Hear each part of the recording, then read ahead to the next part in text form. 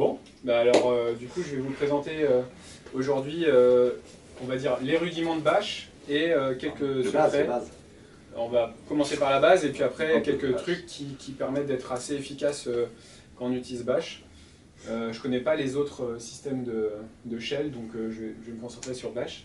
Et je vais commencer par la base qui est l'exécution des processus. Bash, c'est rien d'autre que quelque chose qui va exécuter des processus. Et donc, la base, c'est qu'est-ce que c'est qu'un processus. Donc, on a le programme qui s'exécute, qui a un flux d'entrée stdin, l'entrée standard, et qui peut avoir au moins deux sorties, qui sont la sortie standard stdout, qui est numérotée 1, et la sortie d'erreur stderror, qui est numérotée 2. À la fin, quand le programme se termine, il renvoie un exit code qui, pour un exit code qui vaut 0, ça veut dire que c'est OK. Ce qui n'est pas très intuitif, et voilà, avec lesquels il faut éviter quelques pièges. L'exit code d'un programme pour dire c'est OK, c'est 0. À partir de là, en fait, Bash, c'est simplement on va dire un canevas qui permet de faire du Lego. Donc on va pouvoir empiler comme ça des petits processus qui vont réutiliser les flux des uns des autres et pouvoir faire des traitements, je crois que je suis hors scope de la caméra. Non. Faire des traitements en plus. Donc, par exemple, une fonction de base qui est cat, c'est pour aller lire un fichier, file, et donc le mettre dans le flux de sortie standard, le contenu du fichier. À partir de là, quand on veut mettre des programmes les uns derrière les autres, on peut utiliser ce qu'on appelle le pipe. Et donc, ça veut dire que la sortie standard du premier programme sera l'entrée standard du deuxième programme. Et donc, comme ça, on va pouvoir faire quelque chose qui va être cat d'un fichier, pipe, grep d'une regexp, par exemple. Et donc ça veut dire quoi? Ça veut dire que on va lire le fichier, le cat va le streamer dans sa sortie standard, et grep, grep qui est une commande qui permet de faire des regexp, va pouvoir donc le grep de base, il vérifie pour chacune des lignes de son input, de son entrée standard, si ça match l'expression régulière qu'on lui a donnée, et il donne dans sa sortie standard toutes les lignes, simplement les lignes qui matchent. Simplement les lignes qui matchent.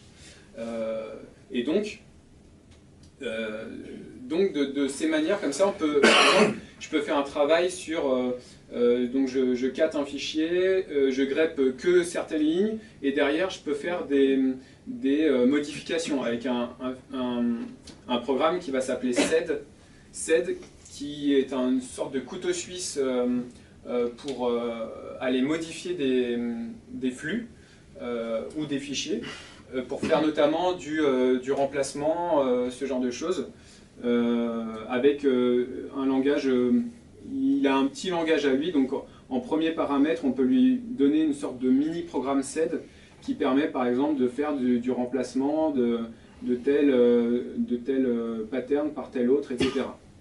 Et donc, pourquoi je dis que c'est un Lego Bash?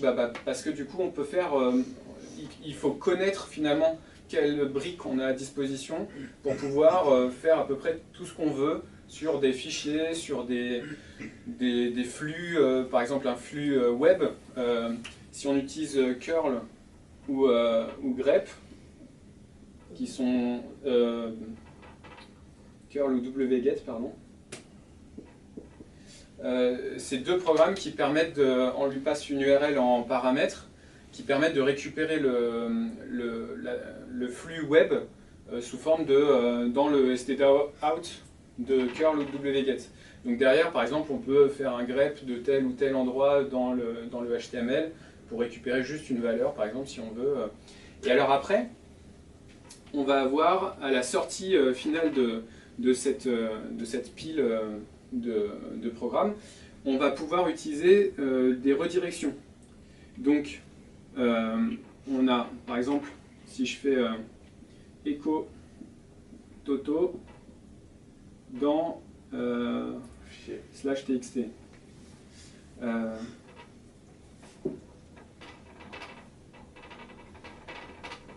Voilà, donc là, on peut rediriger le flux de sortie dans un fichier avec supérieur.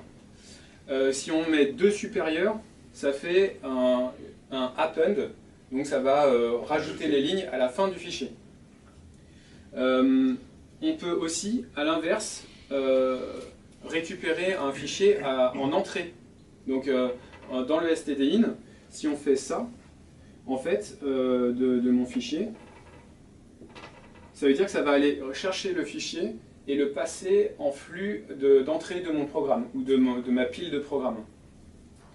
Et il y a des petites feintes qui ne sont pas connues, enfin un peu connues du moins, qui est qu'on peut rediriger les flux les uns dans les autres.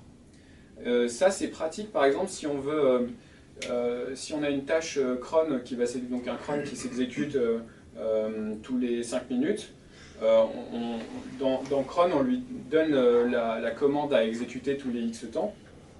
Ça permet, on peut à la fin de la tâche, par exemple, rediriger dans un fichier et si je veux avoir dans mon fichier à la fois les sorties standards et les sorties d'erreur, il faut que j'ai